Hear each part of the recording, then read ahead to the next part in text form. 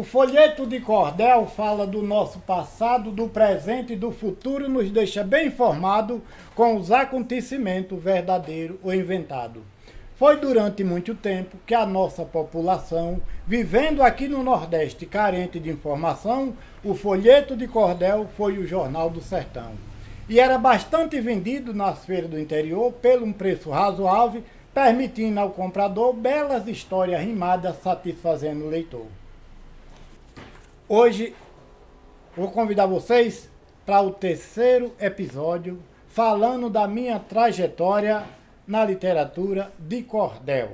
No ano de 2010, eu aprendo a assinar meu nome e a escrever num pequeno comércio que eu tinha em Feira de Santana.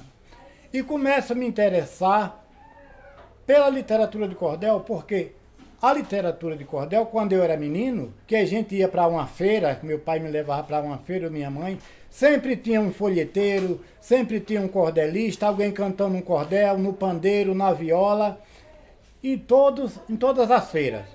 E aquilo ali foi o que nos mais despertou para a música e para as histórias de cordel. Porque todos os fatos acontecidos no Nordeste era escrito pelo cordelista, vendido para os folheteiros, que compravam, enchiam as malas de cordel e iam vender nas feiras livres.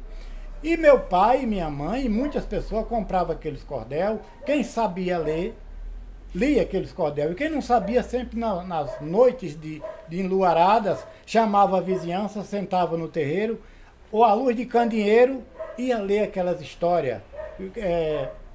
Como história de romance, história de conto, história de tragédia, história de filho que bateu na mãe e virou como a filha que bateu na mãe virou uma cachorra, que é de Rodolfo, poeta Rodolfo Coelho Cavalcante, mas eu não sabia ler. Andando em Feira de Santana, passando em frente ao mercado de arte, encontrei um folheteiro com os cordéis amarrados, que esse folheteiro é o folheteiro e poeta e mestre Jurivaldo Alves. E eu fiquei ali encantado. Já tinha aprendido a ler alguma coisa e comprei um bocado de cordel, ele me deu outro e aquilo me despertou a curiosidade. Por que não eu aprender também a escrever cordel para contar a minha história, contar a história da minha região, para nos reivindicar um direito publicado, para fazer uma denúncia, contar a nossa história, a história do nosso povo. E aí, no mesmo ano de 2010, final de 2010, eu escrevi meu primeiro cordel, que foi uma viagem em cordel. Eu fiz uma viagem pelo Nordeste, um tempo, desempregado procurando trabalho, o irmão meu, e aí eu vou narrar a história contada em cordel, em rima, métrica e oração. Foi meu primeiro cordel. E daí não parei mais. E daí veio o drama da seca, porque o que a gente sabe contar são os fatos que acontecem lá no sertão. Tomei gosto pela coisa que no final daquele mesmo ano de 2010 eu tinha 2 cordéis e um livreto publicado que dá o nome de Estrada do Sertão, onde eu conto tudo que vivi, tudo que eu vi fazer, que eu fiz, como era feito, como tem Estrada do Sertão, o Vaqueiro do Sertão, as festas do sertão, as feiras do sertão e as estradas que a gente encontrava na estrada. É um cordel que é como se fosse um capítulo bíblico. Cada capítulo dele, cada texto, conta um fato que acontecia no sertão. Que são as coisas maravilhosas, as coisas verdadeiras que eu vi, que eu vivi, que eu conheci da minha época, de menino até a data de hoje. E isso encanta a gente porque nos dá a liberdade de viajar, de criar romance, de criar contos, de criar história. Hoje eu escrevo para grandes empresários de Feira de Santana e fazendeiros. Eles me dão um texto da história da empresa, pede para eu fazer o cordel, e eu conto a história em cordel e vou apresentar nas casas de evento, nos teatros.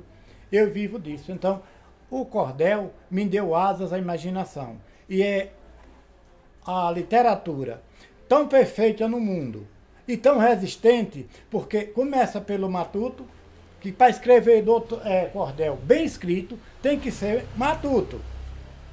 Com aquela linguagem matuto, mas uma linguagem que não deixa nada escondido, que transparece para todo mundo.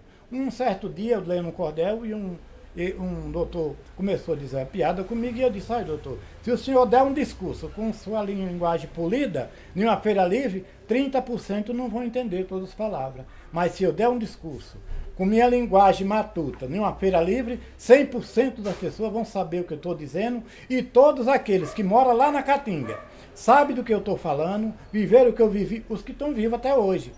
E esse depoimento que eu estou dando hoje é um depoimento que não vai ser muito por muito tempo, porque a gente tem um prazo de validade. Hoje eu tenho 72 anos.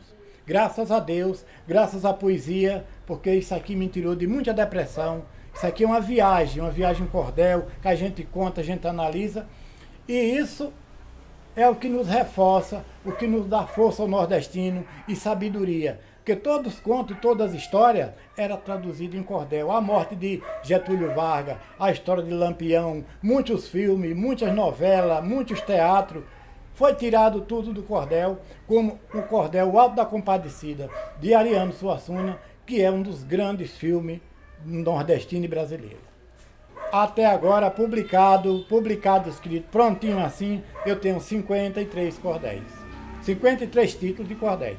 Sobre temas variados, conto, gracejo, tem fatos e a história de Maria Quitéria, a história de Feira de Santana, história de Lampião, história de Luiz Gonzaga, várias histórias que interessam, porque quando a gente vai dar uma palestra, isso é porque é necessário.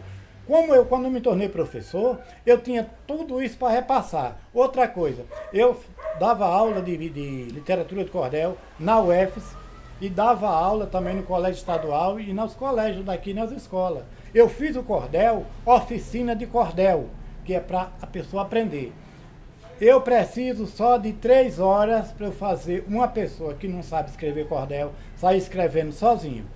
Essas aulas eu dava e no final da aula, que era uma aula de 2 horas, porque era 3 horas, mas 1 hora era para eles virem ler o que eles escreveram.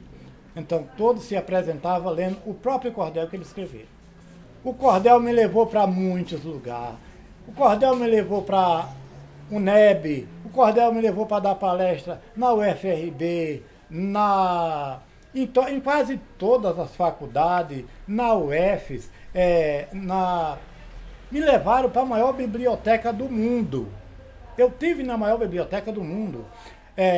Também, eu fui dar uma palestra junto com alguns poetas daqui, no Gabinete Português de Leitura, que eu nunca tinha ido lá. E de lá recebemos um convite, que eu tenho os convites, as revistas, para dar uma palestra em Portugal e em Macau, na China. Aí entrou a pandemia e eu fiquei aqui, fiquei esperando. Mas o cordel me levou para tantos lugares, ganhei muitos troféus, muitos prêmios e, graças a Deus, é a literatura do pobre, porque o pobre não pode pagar uma faculdade que é caro, mas é a literatura que é acessível a todo mundo, porque tem um preço barato. É um livro que não precisa de uma estante, porque ele é um livro de bolso. Ele é um livro prático. Você carrega ele no bolso, carrega ele na ponchete. Depois da era da internet, do WhatsApp, hoje em dia o que se procura, o que fez o cordel, diminuir as vendagens. Porque tudo que se procura hoje, lá no Google, no YouTube, encontra. E muitas pessoas deixaram de comprar por isso. Mas quem compra um cordel na mão do cordelista, ele está adquirindo um produto feito por a pessoa que faz. E eu digo, quem compra meus cordéis, Deus abençoa. Agora aqueles que olharem e não comprarem meus cordéis, Deus perdoa, porque Deus é maravilhoso. Participando de feiras literárias, como a Feira do Livro, como tantas outras feiras literárias que tinha, um dia a gente teve a ideia de poeta Zé Francisco e poeta Nivaldo Cruz, e eu estava lá na Feira do Livro, e aí eles tiveram uma ideia, por que não vamos fazer uma cantoria na casa de alguém, marcar para assim, uma vez por mês? E aí tiveram a ideia, na casa, não foi o poeta, olha o Brasil, na casa de Santeiro, que eu sou conhecido como Santeiro. E aí marcamos, viemos. O primeiro dia chegou 5, depois 6 repentistas. Não veio muita gente. Na segunda vez já veio sanfoneiro, já veio violonista, já veio pandeirista, já veio tudo. e da quarta e quinta em diante até a 12ª que eu fiz, o Nordeste todo mandava representante. Aqui vinha vinha artista de Goiás, vinha gente da Paraíba, vinha gente do Ceará, artista que vinham para cá, de Salvador. Foi aqui que eu conheci Theo Guedes, aqui que eu conheci Jerusa Guedes, aqui que eu conheci Carlos Silva, aqui que eu conheci todo esse povo da cultura, foi encontrado aqui. A universidade vivia aqui, a universidade, a UFRB, aqui era cheio de alunos, e aí começaram a chegar ônibus de turismo. Aqueles pessoal do CRAS, de outra cidade, vinham para ouvir palestra, uma palestra de literatura de cordel, palestra sobre também o pessoal da remanescente quilombola. Eu dou palestra sobre as histórias do quilombola, sobre os negros na Senzala e sobre as amas de leite, quando chegava, como era que elas chegavam, como elas viviam, como era tratada e o que acontecia com aquelas mulheres que vinham da África na época do Brasil colônia. E para encerrar esse terceiro episódio, vou ler aqui a última página desse meu cordel, que eu digo assim: chegou o computador, telefone celular, a era do digital, não tem mais o que inventar, mas o cordel continua forte e firme em seu lugar. O cordel entrou no rádio, depois na televisão, está na sala de aula, melhorando a educação e já foi para a internet para levar informação. Este poder paralelo que tem o nosso cordel, educando e informando, do matuto ao coronel, vai durar enquanto existir poeta, lápis e papel.